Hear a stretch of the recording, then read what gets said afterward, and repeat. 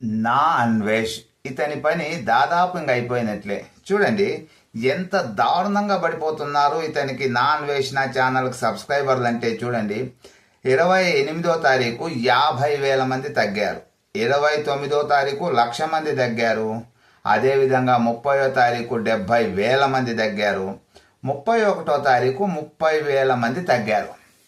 నాకు ఇది నిజంగా అంటే నిజంగా ఆశ్చర్యం అనిపిస్తోంది.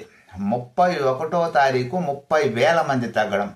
ఇటువంటి పనికిమాలిన వాని గురించి డిసెంబర్ 31 రోజున ఎవరి పనుల్లో వాళ్ళు ఉంటారు, ఎవరంతకు వాళ్ళు హ్యాపీగా ఎంజాయ్ చేసుకుంటూ ఉంటారు. ఈ పనికిమాలిన వాని గురించి పట్టించుకొని ఆ రోజు అన్సబ్స్క్రైబ్ కొట్టారంటే వాళ్ళందరూ నిజంగా అంటే నిజంగా గ్రేట్. ఎందుకంటే ఇలా బూతులు మాట్లాడే వాళ్ళకి, వావి వరసలు తెలియకుండా మాట్లాడే వాళ్ళకి ఇలాంటి పనిష్మెంట్లు ఎన్నైనా జరగాలి. సరే, అదేవిధంగా మనం తీసుకున్నట్లయితే 1వ తారీఖు 20,000 మంది తగ్గారు. ఆ రోజు కూడాను అంతే, ఎవరి బిజీల్లో వాళ్ళు ఉంటారు. ఆ రోజు కూడాను వీరికి ఒక దెబ్బ వేశారు. ఇది కన్ఫామ్గా గుర్తుపెట్టుకోవాలి. ఆ తర్వాత 2వ తారీఖు కూడా 20,000 మంది తగ్గారు. చూడండి, నాన్ స్టాప్గా ఇలా తగ్గుకుంటూనే వస్తున్నారే కానీ ఎక్కడా పెరగడం లేదు. ఇంకొక విషయం మనం మాట్లాడాలి. ఏంటి, పురాణాల గురించి ఎవరైనా రాండి నేను మాట్లాడతా అంటావా? కనీసం నీకు పురాణాలు ఎన్నున్నాయో తెలుసా? కనీసం హిందువు అనే పదానికి ఫుల్ అర్థం చెప్పగలవా? లేకపోతే సనాతన ధర్మానికి అర్థం చెప్పగలవా? వీడు ఎలా ఫేమస్ అయ్యాడు? బూతులతో ఫేమస్ అయ్యాడు. అంటే పురాణాలు చెప్పేటప్పుడు కానీ, పురాణాలతో 10 మందిని పిలిచి కానీ వాళ్ళతో కూడాను ఇలాగే బూతులు మాట్లాడదాం అనుకుంటున్నాడేమో ఈ బూతు వెధవ. నేను ఎందుకు ఇంత కఠిన పదాలు వాడుతున్నామంటే వీని మెయిన్ ఆయుధం అంతే. వీనికి దేని గురించి అయినా మాట్లాడడానికి వివరాలు తెలియకపోతే అక్కడ బూతులు వాడతాడు. అమ్మ, అక్క, ఆలి అనే పదాలే వాడతాడు. ఇప్పుడు సనాతన ధర్మం గురించి మాట్లాడదాము అంటే పెద్ద పెద్ద పండితులు వస్తారు, పెద్ద పెద్ద విద్వాంసులు వస్తారు. వాళ్ళు ఎక్కడా కూడా ఒక్క పదం కూడాను దొరకకుండా మాట్లాడుతూ ఉంటారు. సడన్గా వాడు నీ అమ్మ నీ అక్క ఆలి అనేస్తారు. అంతే, వాళ్ళందరూ ఇంకా కరెంట్ షాక్ కొట్టినట్లే లేచి వెళ్ళిపోవాలి, లేదా కన్నీళ్లు పెట్టుకోవాలి, ఏడుచుకుంటూ కూర్చోవాలి. అక్కడ కూడా ఈ సిగ్గులేని ఎదవ వీడు నా దెబ్బకు ఏడిచేశారు, వాళ్లకు పురాణాల గురించి ఏం తెలియదు అంట అనుకుంటాడే కానీ ఈ ఎదవ మాట్లాడిన బూతుల గురించి ఏమాత్రం ఆలోచన చేయడు. ఒరే పనికిమాలిన వెధవ, ఇంతకీ శివాజీ ఏమన్నాడు? సామాన్లు కనపడనీయకండి అన్నాడు. దానికి నువ్వు ఎన్నిసార్లు వాళ్ళ అమ్మని తిట్టావు? ఆ పదాలు బయటికి చెప్పలేకపోతున్నావు. ఎన్నిసార్లు, ఎన్ని విధాలుగా? పాపం ఒక అతను ఎవరో బెట్టింగ్ యాప్స్ చేస్తున్నాడని వాళ్ళ అమ్మ ఇది చార్మినార్ దగ్గర పండుకోబెట్టేయాలంట.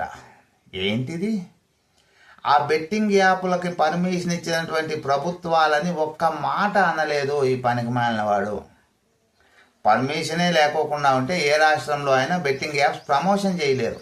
వాళ్ళని ఒక్క మాట కూడా అనలేదు. ఒక సాధారణ యూట్యూబర్ని అంత మాట అనేశాడు. అదే బెట్టింగ్ యాప్లు ప్రమోషన్ చేస్తున్నటువంటి ఫిలిం స్టార్లని కూడా ఏమీ అనలేదు. వీడి బతుకెంత, వీని యోగ్యత ఎంత అంటే కేవలం యూట్యూబర్ల మీద పడడం. అదే సినిమా హీరోల మీద పడ్డాడనుకో, వాళ్ళు కూడా బెట్టింగ్ యాప్స్ ప్రమోషన్ చేసిన వాళ్ళు ఉన్నారు, చెక్కేసేవాళ్ళు వీడిని. మళ్ళీ చెప్తున్నా, ఇలా చెక్కేసేవాళ్ళు వాళ్ళ అభిమానులు. వీడు పడింది ఏదంతా సన్న యాంకర్ల మీద. ఇంకొకటి ఖచ్చితంగా మనం మాట్లాడుకోవాల్సిన అంశం ఇది. ఏమిటి అంటే వీడికి ధైర్యం అనేది ఏమాత్రం లేదు, కించిత్ కూడా ధైర్యం లేదు. నేను బాగా చెప్తున్నా, కించిత్ అంటే కించిత్ కూడా. ఎందుకంటే వీడే ఓపెన్గా చెప్పేస్తున్నాడు, నేను భారతదేశానికి రాను, విదేశాల్లో ఉండి నేను ఏం చేయాలో అది చేస్తాను, ఎంత మార్చాలో అంత మారుస్తాను అని. నువ్వు ఏం మార్చగలుగుతున్నావు? వీడు 120 దేశాలు తిరిగాను అని చెప్పుకుంటున్నాడు కదా. కనీసం ఆ 120 దేశాల అధికారిక భాష ఏమిటి అంటే కూడా వీడు గూగుల్లోకి వెళ్ళి చూసి చెప్పాల్సిందే కానీ వీడు చెప్పలేడు. 120 దేశాలవి కంటిన్యూ కావద్దు, ఏ దేశం పేరైనా చెప్దాం, కనీసం ఆ దేశం అధికారిక భాష ఏమిటి అన్నది కూడా వీడికి తెలియదు. దీనన్నిటికీ కారణం ఏమిటి అంటే బాగా వీడి ఫేస్ను పరిశీలించండి.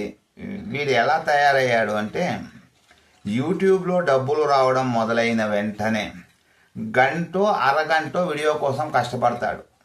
అదే వీడియో కోసం 2-3 గంటలు కష్టపడితే బూతులు వాడాల్సిన అవసరం లేదు. వీడియోలలో మంచి టాపిక్, మంచి కంటెంట్ తీసి దాని గురించి వివరంగా చెప్పవచ్చు.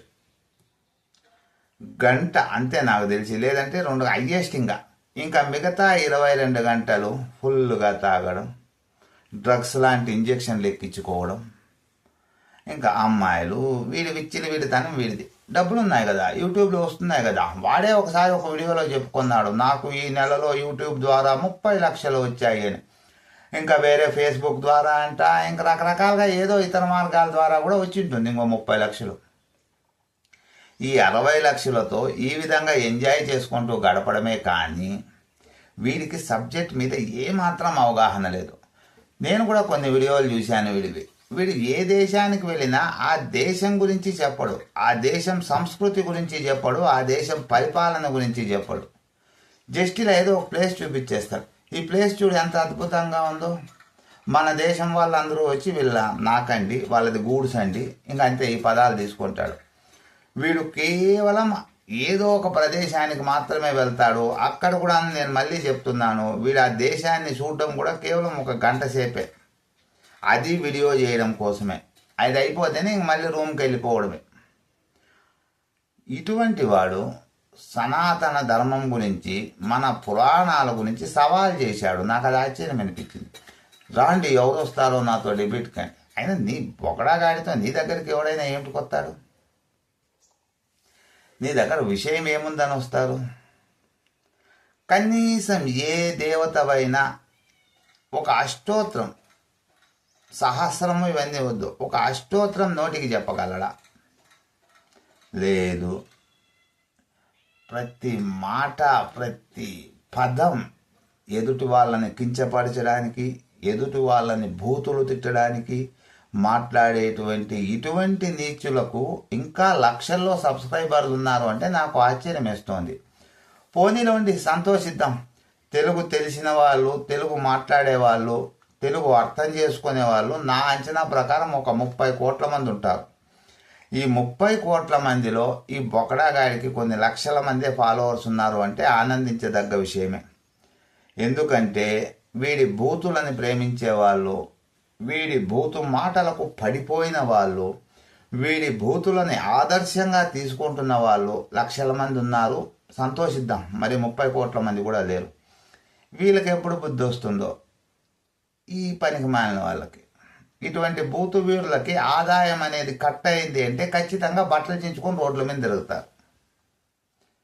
ఆదాయం వస్తోంది అనే అహంకారంతో, డబ్బు ఉంది అనే అహంకారంతో, నెల కన్ఫారంగా నికర ఆదాయం ఉంది అనే దురహంకారంతో మాట్లాడుతున్న వ్యక్తులలో ఇతను ఒక్కడు. ఇటువంటి వాళ్ళకి ముఖ్యంగా ఆదాయ వనరులు కట్ అవ్వాలి. అప్పుడే మార్పు వస్తుంది. అంతవరకు రాదు. ఇది మిత్రులారా ఈ బొకడా గాడి గురించి మనం చేసినటువంటి బొకడా వీడియో. ఇది నిజంగానే బొకడా వీడియో. వీడి గురించి వీడియో చేయాల్సిన కర్మ ఏమిటి?